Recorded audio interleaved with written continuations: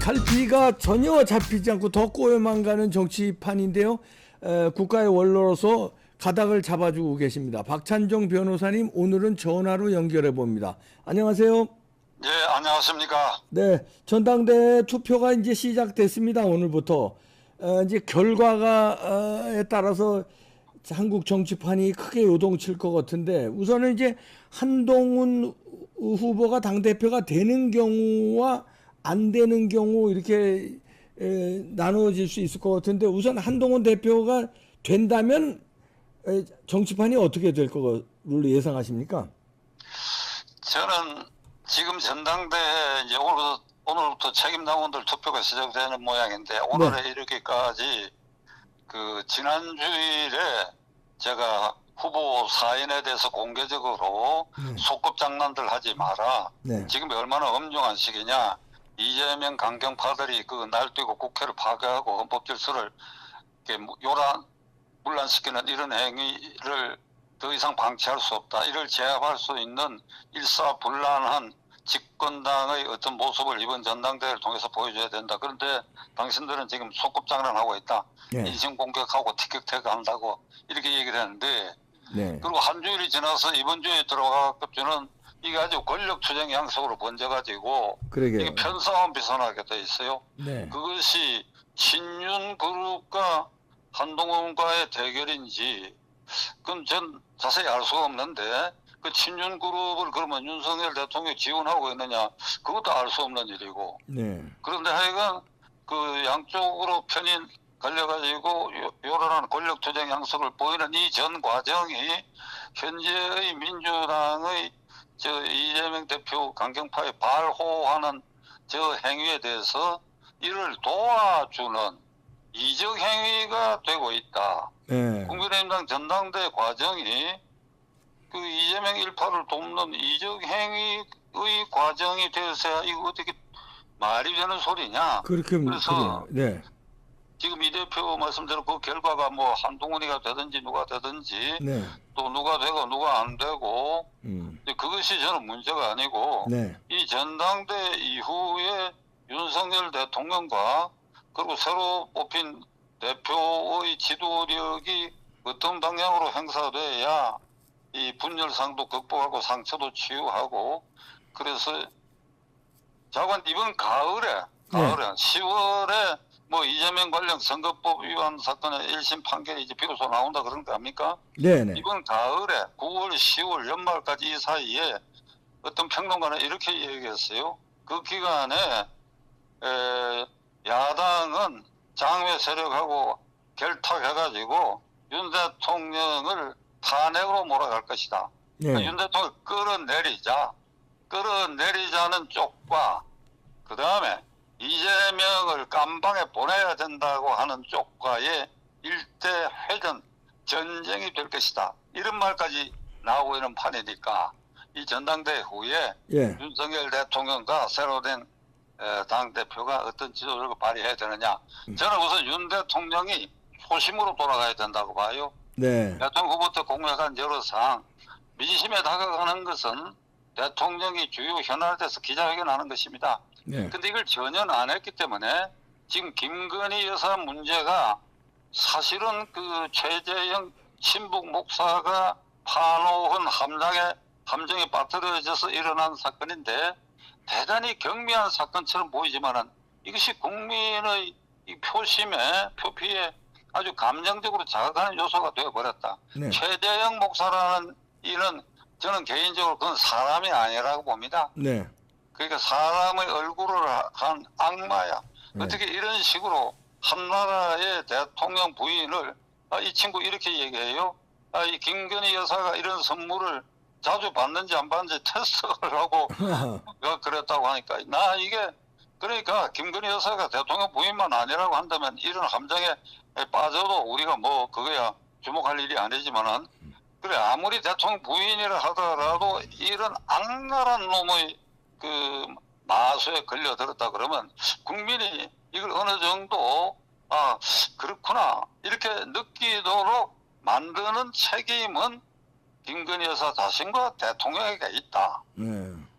그걸 이 대표 대표 저 말 이해를 하시겠지요. 네. 아주 사소한 일에 함정에 빠졌다. 네. 함정에 빠뜨린 그놈은 XX 할 놈이다.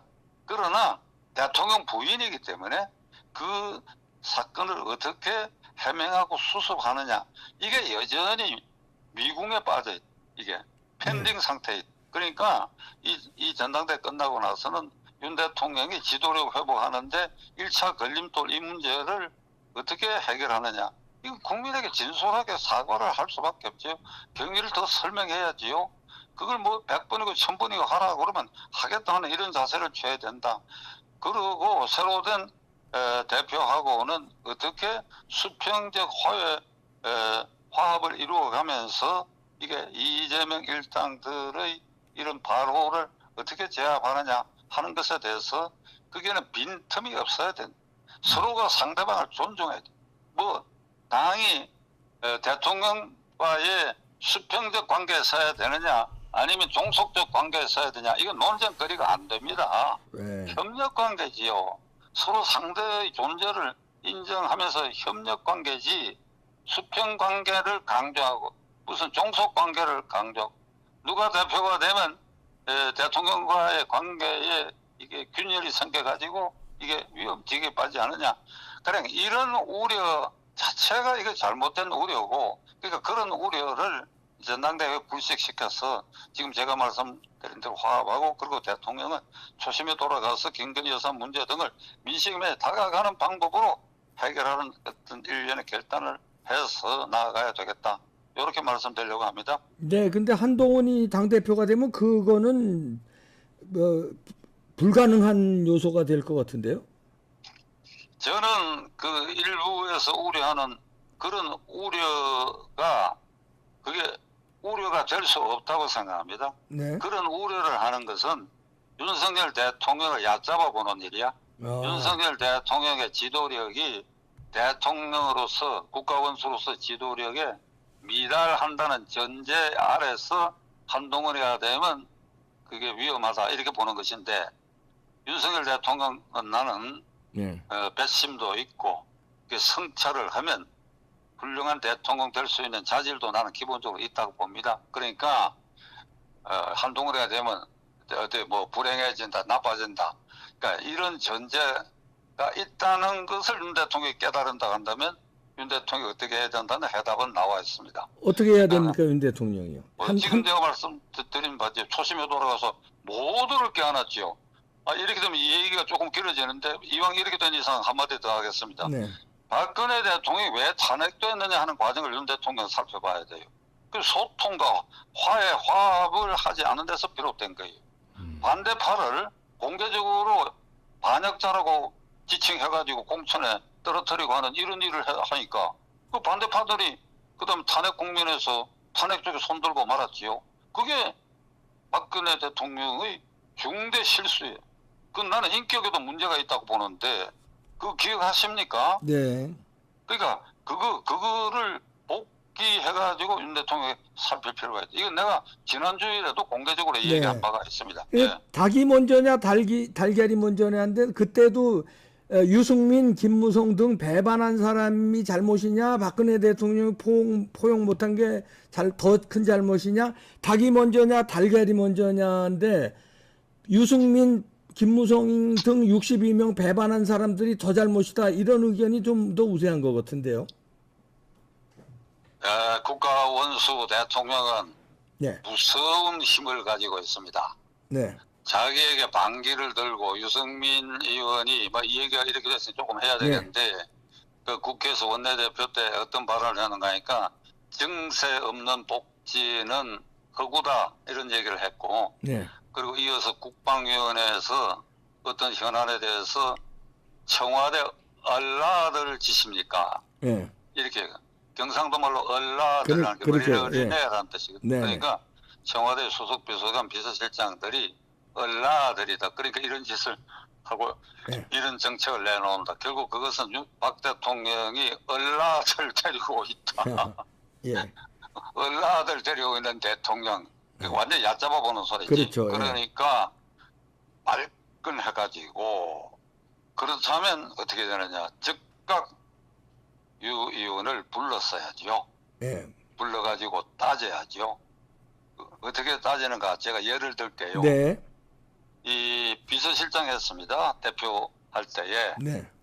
그러니까 이런 나이도 많고 이러니까 박 대통령이 비서실장 했단 말이에요. 그러면 어떤 감각으로 얘기해야 되는가 하면 너 이놈 네가 나에게 반기를 들어?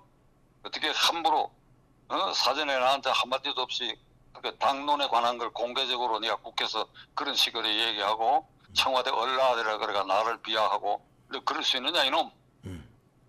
청와대 불러가지고 네. 그러면 거기 항복 안 할 사람이 있습니까? 뭐 쭝얼쭝얼 하면서 뭐 대통령님께서 뭐 어쩌고 저쩌고 이렇게 하면 너 이놈 내가 그러면 널 수시로 만나주면 앞으로 안 그러겠냐? 예를 들면 얼마든지 굴복시킬 수 있는 방법이 있어. 이내 공개방송에서 얘기할 수 없는 부분이 있는데 네. 그런 걸 안 하는 대통령이면 그건 문제가 있죠. 그런 건 YS가 아니, 잘했다고 보시죠? YS가 그런 건 잘했죠. 불러다가 혼내고 그 대통령 자리에는 모두를 껴안아요. 예를 들면 유승민이나 김무성이가 북한에 파견된 간첩이라도 간첩을 굴복시켜야지. 그러니까 같은 편끼리 사소한 데서 감정이 발달된 거 이걸 갖다가 최고 어른이 화를 내가고 말로 발길질 하듯이 해버리니까 그게 적으로 돌아설 수밖에 없지. 그 인간이라는 게 감정의 동물 아닙니까? 그러니까 이걸 반면교사로 삼으면 윤석열 대통령이 부인 문제나 새로운 후보가 누가 된다 하더라도 그게 뭐 문제가 되겠어요. 그 이 대표. 네.